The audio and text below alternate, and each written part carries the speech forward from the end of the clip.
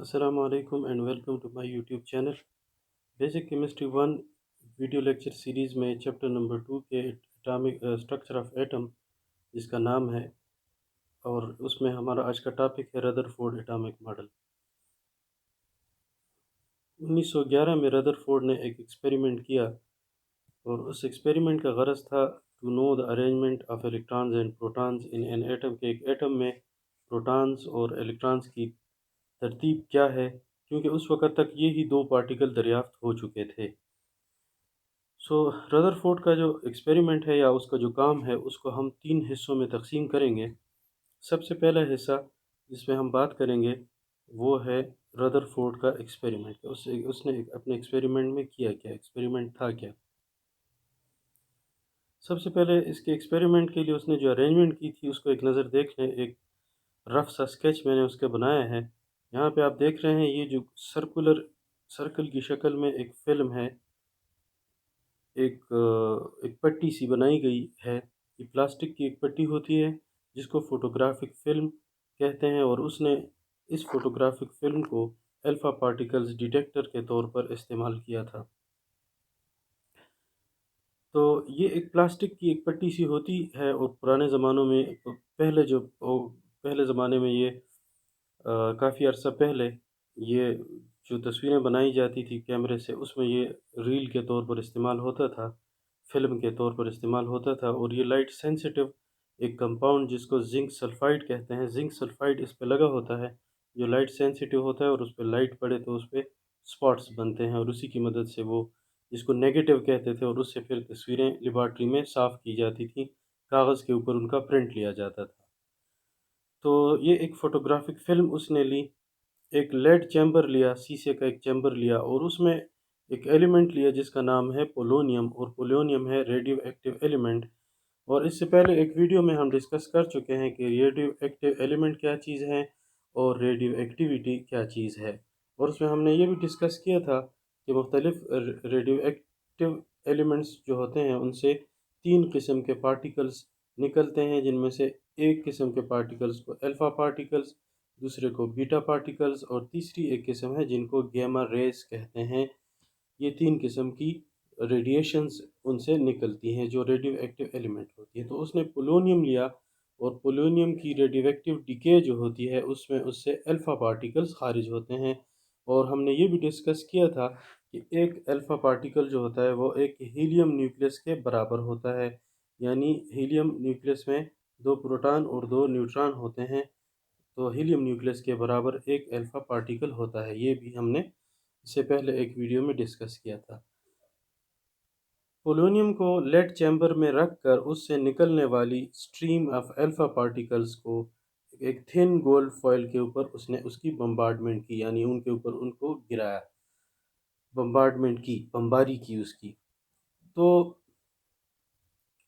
फिर उसने उससे ऑब्ज़र्वेशन की कि क्या ऑब्ज़र्व उसने किया। तो चले आगे चल के हम उसकी एक्सपेरिमेंट में, ये एक्सपेरिमेंट की अरेंजमेंट है, और मेन पॉइंट उसके एक्सपेरिमेंट में हमने बयान कर दिए कि उसने क्या किया कि पोलोनियम लिया जो कि एक रेडियो एक्टिव एलिमेंट है, उसके अल्फ़ा पार्टिकल्स जो थे वो गोल्ड फॉइल पर उसने गिराए, बम्बार्डमेंट की, और फिर ऑब्ज़र्वेशन की। ऑब्ज़र्वेशन कैसे की, तो इसके इर्द गिर्द उसने जो फ़िल्म रखी थी, फ़ोटोग्राफिक फ़िल्म, उसके ऊपर जिंक सल्फ़ाइड कंपाउंड लगा हुआ था जो लाइट सेंसिटिव है, और उसकी मदद से उसने डिटेक्ट किए कि ये रेडिएशंस गोल्ड फॉइल में से गुज़रे या रिबाउंड हो गए, या एंगल बना के गुज़रे या सीधे गुज़रे, वगैरह वगैरह। ये सारी चीज़ें इसके डिटेक्शन के लिए उसने ये फ़िल्म रखी हुई थी जिसके ऊपर जिंक सल्फ़ाइड लगा हुआ है, जिसको फ़ोटोग्राफिक फ़िल्म कहते हैं, और उसने इसको अल्फ़ा पार्टिकल्स के डिटेक्टर के तौर पर इस्तेमाल किया था।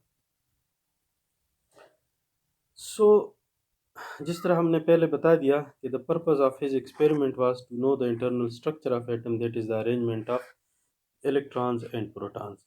इन हिज एक्सपेरिमेंट उसने क्या किया कि bombarded a thin gold foil with alpha particles जो कि पोलोनियम से खारिज हो रहे थे, और जिसके सामने अभी अपने डायग्राम में देखा भी कि एक उसने एक और एक सिल रखी थी लेड की, जिसमें एक सुराख था ताकि वो एक बारीक बीम जो है, एक वाज़ेह बीम ऑफ अल्फ़ा पार्टिकल्स हासिल कर सके। You can see it in the about diagram, ऊपर जो हमने डायग्राम अभी हमने देखी उसको, उसमें आपने देखा भी है। उसने polonium as a radioactive source लिया and bombarded the gold foil with alpha particles that were emitted by the polonium, polonium से जो निकले थे। और जिस तरह मैंने अभी आपको बताया कि surrounded the thin gold foil with photographic film or zinc sulfide screen to detect the particles emitted from the radiation source, कि वो जिंक सल्फाइड स्क्रीन या फोटोग्राफिक फिल्म जो कि लाइट सेंसिटिव है, उसको उसने इस गोल्ड फॉइल के इर्द गिर्द अपने एक्सपेरिमेंट में रखा था, और पर्पस क्या था, to detect the particles emitted from the radiation source जो कि पोलोनियम था उसके एक्सपेरिमेंट में। अब उसकी ऑब्जर्वेशन क्या थी, तो उसने अपनी एक्सपेरिमेंट में मंदरज झेल ऑब्जर्वेशंस की। Most of the particle pass through the gold foil without any deflection, that is without changing the direction, कि ज़्यादा पार्टिकल्स जो थे, जो मैंने अभी आपको डायग्राम में दिखाया अभी, कि ये जो गोल्ड फॉइल है, ये आप देख सकते हैं, दोबारा इसको देख लें, कि ज़्यादातर पार्टिकल्स जो हैं वो सीधे इससे गुजर गए, ये देखें डायग्राम में दिखाया भी गया है। अच्छा, दूसरी अहम ऑब्जर्वेशन उसकी क्या थी? दूसरी ऑब्जर्वेशन, सम अल्फा पार्टिकल वर डिफ्लेक्टेड थ्रू स्मॉल एंगल्स, तो कुछ पार्टिकल जो थे वो स्मॉल एंगल्स बनाते हुए वो डिफ्लेक्ट हो गए, अपने रास्ते से मुनहरिफ हो गए, और कुछ only very few deflected on their original path, कि जिस रास्ते से वो जाके गोल्ड फॉइल से टकराए थे उसी रास्ते से वापस मुड़ के वापस सोर्स की तरफ गए हैं। अब इन ऑब्जर्वेशन से इसको एक और डायग्राम है, उसको भी ज़रा एक नज़र देख लेते हैं। ये एक डायग्राम मैंने बनाई है कि जिसमें ये देखें, ये यहाँ पे ये शो किया गया है कि ज़्यादातर पार्टिकल जो थे वो सीधे अनडिफ्लेक्टेड गए थे इस तरह। कुछ जो थे वो स्मॉल एंगल के साथ, ये इनका ओरिजिनल रास्ता है और ये इससे स्मॉल एंगल के साथ डिफ्लेक्ट हो गए। कुछ पार्टिकल लार्ज एंगल के साथ, ये इनका ओरिजिनल ट्रैक है लेकिन इसे लार्ज एंगल के साथ डिफ्लेक्ट हो गए।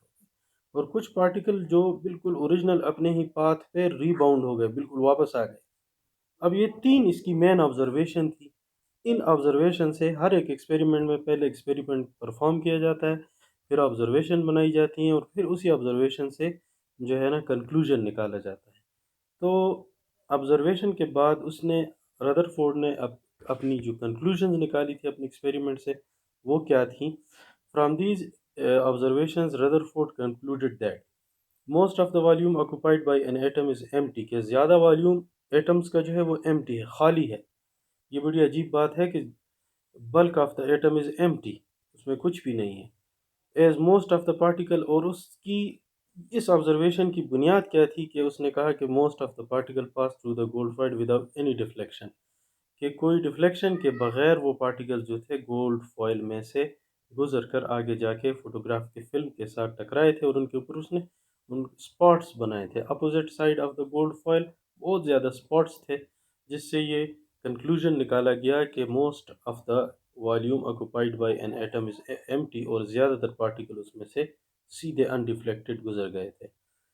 An atom contains a positive portion, central portion, that is nucleus in the center of the atom. This is concluded from the deflection of the alpha particles, कि alpha particles जो थे कुछ large angle के साथ कुछ small angle के साथ, जिस तरह अभी थोड़ी देर पहले हमने डिस्कस किया, कि डिफ्लेक्ट हो गए थे, अपने रास्ते से मुनहरिफ हो गए थे। अल्फा पार्टिकल्स पॉजिटिव चार्ज रखते हैं, इस पर भी हमने डिस्कशन की है, इससे पहले पूरी एक वीडियो इस पर मैंने बनाई है ऑन देम। और सिमिलर चार्जेस हम जानते हैं कि वो रिपेल करते हैं, एक दूसरे को दफ़ा करते हैं, एक दूसरे पर रिपल्शन लगाते हैं, अट्रैक्ट नहीं करते। सो उसने ये कंक्लूड किया कि एटम में एक पॉजिटिव सेंटर है जिसको न्यूक्लियस का नाम दिया उसने, called nucleus, and when these alpha particle pass near the nucleus due to repulsion of the nucleus they were deflected with large angles, जो जितना ज़्यादा उसके करीब पार्टिकल जाता न्यूक्लियस के, उतने बड़े एंगल के साथ वो डिफ्लेक्ट होता, जो जितना ज़्यादा फासले से जाता वो उतना कम एंगल के साथ डिफ्लेक्ट होकर, लेकिन बहरहाल डिफ्लेक्ट होता था। और उसका कंक्लूजन इस बेस पे रदरफोर्ड ने निकाली थी कि ये जो है, ये पॉजिटिव चार्ज अल्फा पार्टिकल्स के ऊपर भी है और पॉजिटिव चार्ज न्यूक्लियस के ऊपर भी है, जिसकी वजह से ये डिफ्लेक्शन हो रही है। एक और ऑब्जर्वेशन उसकी, most of the mass is possessed by the nucleus. کہ نیوکلیس میں ایٹم کا زیادہ تر ماس ہے، heavy part of the nucleus ہے، ایٹم ہے. اگرچہ نیوکلیس ایٹم کے مقابلے میں سائز میں بہت کم ہے، لیکن اس کا ماس بہت زیادہ ہے، ہیوی ہے as compare to the total atom. اور یہ کس طرح اس نے یہ کنکلوڈ کیا تھا، اس کی کنکلوژن کی وجہ کیا تھی؟ Bouncing back of the alpha particle, کہ کچھ پارٹیکل جس طرح ابھی اوپر ڈائیگرام میں نے آپ کو بتایا کہ وہ اپنے ہی راستے پہ واپس باؤنس بیک ہو گئے تھے. Those particles that strike the nucleus, they were bounced back due to the positive charge and heavy mass of the nucleus. کیونکہ نیوکلیس ہیوی تھا، اس لیے نیوکلیس اپنی جگہ پہ برقرار رہا اور یہ پارٹیکلز جو ہے اس سے ٹکرا کے واپس مڑ گئے تھے. اچھا جی، اب اس سے اس نے ایک ایٹامک ماڈل پیش کیا اور اس کے مین پاسچولیٹس کیا ہیں، اب اس پہ ہم ڈسکس کرتے ہیں. An atom consists of a positively charged central portion called nucleus. It contains protons and neutrons. اس وقت تک نیوٹرانز ڈسکور نہیں تھے، لیکن اب ہم پوری دنیا جانتی ہے، سائنس کی دنیا، کہ یہ سینٹرل پورشن یا سینٹرل جو جگہ ہے ایٹم کی، سینٹر ہے جس کو ہم نیوکلیس کہتے ہیں، اس میں پروٹانز اور نیوٹرانز ہوتے ہیں. دوسرا ایک اس کا پاسچولیٹ ایٹامک ماڈل کا وہ یہ ہے کہ electron revolve around the nucleus in same way as planets revolve around the sun in solar system. کہ جس طرح سولر سسٹم میں سن کے گرد پلانٹس یعنی سیارے گردش کرتے ہیں، اس طرح اس نے یہ کنکلوڈ کیا کہ نیوکلیس کے گرد الیکٹران جو ہیں وہ اس کے ارد گرد گردش کرتے ہیں، ریوالو کرتے ہیں. اور چونکہ نیوکلیس کے اوپر پازیٹیو چارج ہے اور الیکٹران کے اوپر نیگیٹیو چارج ہے، تو یہ پازیٹیو نیگیٹیو اٹریکشن کی وجہ سے اور اپنی کائنیٹک انرجی کی وجہ سے یہ باہر جانا چاہتا ہے. یہ دونوں فورسز برابر ہیں آپس میں، یہ والی فورس اور یہ والی فورس، تو یہ الیکٹرانز جو ہے نا یہ اس کے ارد گرد گردش کر رہے ہیں. اسی لیے اس وجہ سے ردرفورڈ کا جو اٹامک ماڈل ہے اس کو پلانیٹری ماڈل بھی کہتے ہیں. سو یہ اس کا دوسرا پاسچولیٹ ہے، مین پاسچولیٹ ہے ردرفورڈ اٹامک ماڈل کا، کہ electrons revolve around the nucleus in the same way as the planets revolve around the sun in the solar system. Third postulate, the attractive force of nucleus on electron provides the centripetal force to the electron. جس طرح بھی میں نے آپ سے کہا کہ positive nucleus اور نیگیٹو الیکٹران اس کے ارد گرد جو ہے وہ گردش کر رہا ہے، تو یہ جو ان کی آپس میں جو پروٹان کی اس کے اوپر پروٹانز کی وجہ سے نیوکلیس کا اس کے اوپر جو فورس لگ رہا ہے، جو مرکز کی طرف لگ رہا ہے، اس کو ہم کہتے ہیں سینٹریپیٹل فورس. اس کو نام دیا گیا ہے سینٹریپیٹل فورس. تو یہ سینٹریپیٹل فورس یا یہ جو اٹریکٹیو فورس ہے، یہ کہاں سے ہے؟ نیوکلیس اور الیکٹران کے اپوزٹ چارج کی وجہ سے ہے. ایک اور اہم پاسچولیٹ اس کی ردرفورڈ اٹامک ماڈل کا یہ ہے کہ the size of the nucleus is very small as compared to the size of the atom and most of the volume occupied by the atom is empty. اور وہ کس بنیاد پہ؟ تو اس بنیاد پہ کہا گیا تھا کہ زیادہ تر پارٹیکل سیدھے گزر گئے تھے، کچھ پارٹیکل ڈیفلیکٹ ہو گئے تھے، اور بہت کم پارٹیکل ایسے تھے جو بالکل اپنے ہی راستے پہ واپس باؤنس بیک ہو گئے تھے، ریباؤنڈ ہو گئے تھے. تو اس سے اس نے یہ نتیجہ اخذ کیا کہ نیوکلیس جو ہے وہ پورے ایٹم کے مقابلے میں بہت چھوٹا ہے لیکن بہت ہیوی ہے. Atom is the neutral as the number of electrons is numerically equal to the number of protons. So atom ایک نیوٹرل پارٹیکل ہے. نیوٹرل اس لیے ہے کہ اس میں نمبر آف الیکٹرانز جن پر نیگیٹو چارج ہوتا ہے نیومیریکلی یعنی عددی لحاظ سے، نمبرز کے لحاظ سے وہ ایکول ہوتا ہے to the number of protons کے.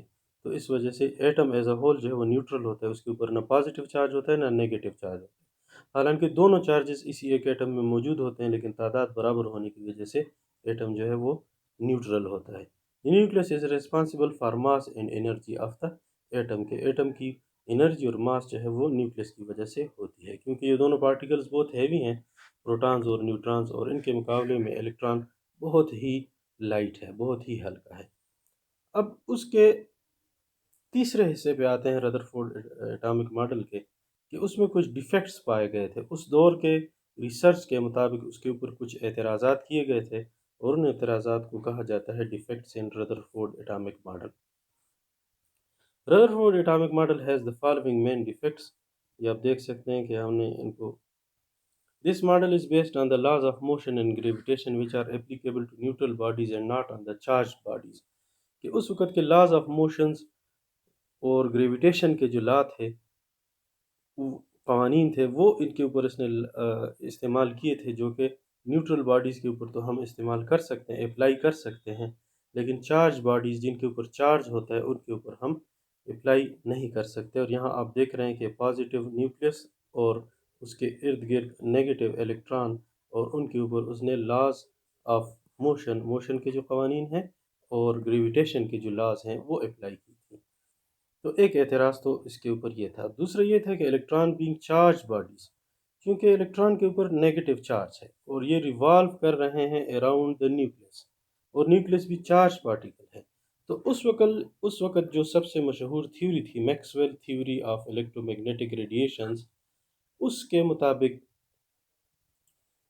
ان پارٹیکلز، جب ایک چارج پارٹیکل مثال کے طور پر الیکٹران یہ ریوالو کر رہا ہے، یہ آپ کے پاس نیوکلیس ہے، یہ الیکٹران ہے اور یہ اس کے ارد گرد دائرے کی شکل میں آربٹ میں موو کر رہا ہے، تو میکسویل کے مطابق they should emit energy continuously, اس الیکٹران کو کنٹینیوسلی انرجی ریڈیشن کی صورت میں دینی چاہیے، and should move on circular path, اور اسپائرلی یعنی اسپرنگ کی شکل میں، اور آخر کار الٹیمیٹلی اس کو نیوکلیس میں گر جانا چاہیے۔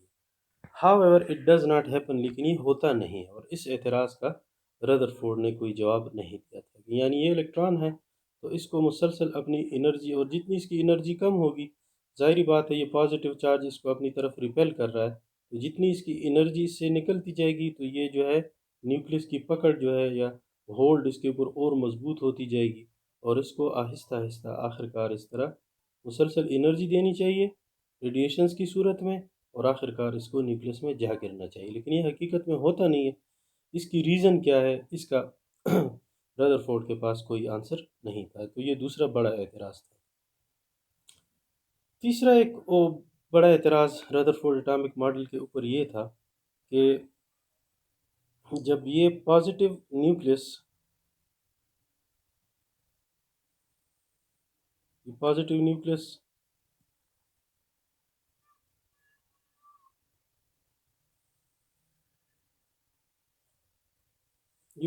نیوکلیس جس کے اوپر پازیٹیو چارج ہے، اور یہ الیکٹران جس کے اوپر نیگیٹو چارج ہے، تو ایک اعتراض تو یہ، جس طرح میں نے آپ سے کہا کہ یہ اسپائرل کی شکل میں آہستہ آہستہ اپنا راستہ نیوکلیس میں اس کو گر جانا چاہیے، ایسا ہوتا نہیں ہے، اس کا جواب نہیں تھا۔ دوسرا اس میں ساتھ میں یہ کہا گیا تھا میکسویل کی تھیوری کے مطابق جب یہ اسپائرلی موو کرتا ہے تو اس کو مسلسل انرجی ریڈیشن کی صورت میں دینی چاہیے، اور جب یہ ریڈیشنز کی صورت میں مسلسل انرجی دے اور اس کو ہم پرزم میں سے گزاریں، یہ جو ریڈیشنز ہیں پرزم میں سے گزاریں، تو ہمارے پاس جو اسپیکٹرم آتا ہے، اسپیکٹرم، اس پہ بھی میں نے ایک ویڈیو بنائی ہے، آپ وہ دیکھ سکتے ہیں کہ اسپیکٹرم کیا چیز ہے، اسپیکٹرم بنتی کیسی ہے۔ تو جو اسپیکٹرم بننا چاہیے اس میکسویل تھیوری کے مطابق، یہ جو اسپیکٹرم ہے یہ کنٹینیوس اسپیکٹرم ہونا چاہیے، اور ایسا ہوتا نہیں ہے، کوئی بھی ایٹم ایسا نہیں ہے کہ الیکٹرانز چونکہ وہ should radiate energy continuously and the spectrum obtained from elements should be a continuous one, but actually line spectrum is observed for all elements۔ تو تمام ایلیمنٹس کے لیے ہمارے پاس جو اسپیکٹرم حاصل ہوتا ہے تو وہ ہوتا ہے لائن اسپیکٹرم، کنٹینیوس اسپیکٹرم نہیں ہوتا ہے۔ یہ ایک بڑا اعتراض تھا، اور اس کے اوپر میں نے ایک اور ویڈیو بنائی ہے، وہ آپ دیکھ سکتے ہیں کہ اسپیکٹرم کیا چیز ہے، کنٹینیوس اسپیکٹرم کیا چیز ہے، اور لائن اسپیکٹرم کیا چیز ہے۔ بہرحال یہاں پر آپ کو یہ بات ذہن نشین کرنی چاہیے کہ اعتراض یہ تھا کہ الیکٹران چونکہ نیگیٹو پارٹیکل ہے، اور ایک چارج باڈی جب دوسرے چارج باڈی کے گرد، یعنی مثال کے طور پر نیوکلیس کے گرد، تو اس کو اسپائرلی موو کرنا چاہیے، اس کو کنٹینیوسلی انرجی ریڈیشن کی صورت میں دینی چاہیے، اور اس کا جو اسپیکٹرم ہے وہ کنٹینیوس اسپیکٹرم آنا چاہیے، لائن اسپیکٹرم نہیں آنا چاہیے۔ یہ ایک اور ڈیفیکٹ یا ایک اور اعتراض تھا اس کی ماڈل کے اوپر۔ چوتھا جو تھا، Rutherford atomic model does not explain the chemical properties of the elements, کے ایلیمنٹس کی کیمیکل پراپرٹیز کے بارے میں ردرفورڈ اٹامک ماڈل کچھ بھی نہیں کہتا ہے۔ تو یہ اس اعتراضات کا ایک ڈائیگرام کی شکل میں، جس طرح بھی ہم نے ڈسکس کی کہ اسپائرلی الیکٹران کو موو کرنا چاہیے، نیوکلیس سے جا ملنا چاہیے، کنٹینیوسلی انرجی دینی چاہیے، اور کنٹینیوس اسپیکٹرم حاصل ہونا چاہیے۔ اور اس کے اٹامک ماڈل کو، ردرفورڈ اٹامک ماڈل کو ہم اس طرح پکچر ایک بنا سکتے ہیں کہ اس کے مین جو ماڈل اس نے جو بنایا تھا، یہ نیوکلیس، اس کے اوپر پازیٹیو چارج، یہ نیوکلیس، اور اس کے ارد گرد نیگیٹو الیکٹران جو ہے وہ مختلف آربٹس میں موو کرتے ہیں۔ تو یہ اس کی سمری ہے جو ردرفورڈ اٹامک ماڈل انہوں نے جو پیش کیا تھا رادرفورڈ نے، یہ اس کی سمری ہے۔ امید ہے کہ آپ کو ویڈیو پسند آئی ہوگی۔ ویڈیو دیکھنے کے لیے شکریہ۔ جنہوں نے میرے چینل کو سبسکرائب نہیں کیا، برائے مہربانی میرے چینل کو سبسکرائب کیجیے اور بیل آئیکن پہ کلک کیجیے تاکہ مزید آنے والی ویڈیوز کے آپ کو الرٹ بر وقت مل سکیں۔ اللہ حافظ۔